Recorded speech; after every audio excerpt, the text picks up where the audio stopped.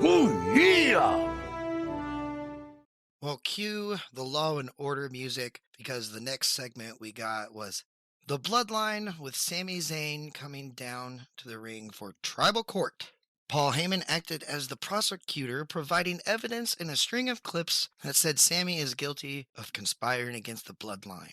Sami defended himself and said his defense is no defense. He felt like he's done nothing wrong. He's done everything he could possibly ever do for the Bloodline. But Roman Reigns declares him guilty, and Solo almost acts as executioner and prepares to give him the Samoan spike. And Sami was just going to sit there and take it. But before it happened, Jey Uso, of all people, steps in to stop Solo and provided evidence saying Sami is innocent. The only thing he's guilty of is loving the bloodline. And he has even more evidence than Paul Heyman provided against Sami. And then that's when Roman ponders for a second and says Sami is off the hook for now. But after tonight, he doesn't want to see Sami until the Royal Rumble. What do you think about Tribal Court, Rob?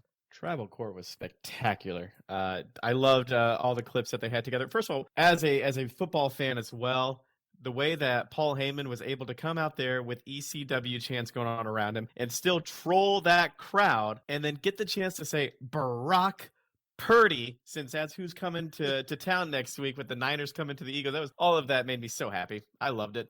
The evidence that Paul provided was so subtle, but not great.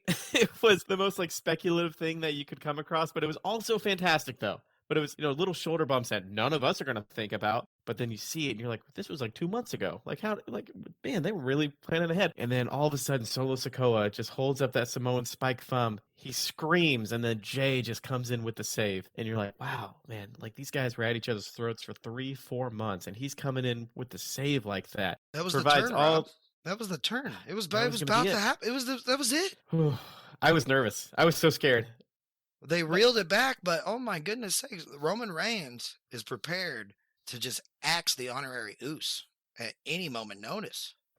Okay, so this segment was great. Everyone go back, check this segment out, especially Sami just telling them, I don't have any defense. Everything I've done, should prove to you I'm part of the bloodline. I'm part of you guys. I've never done anything against you guys. And he's not lying. He really has done all of that. And so I liked him just saying, you know what? Do what you have to do. This is on, essentially just saying this is on you.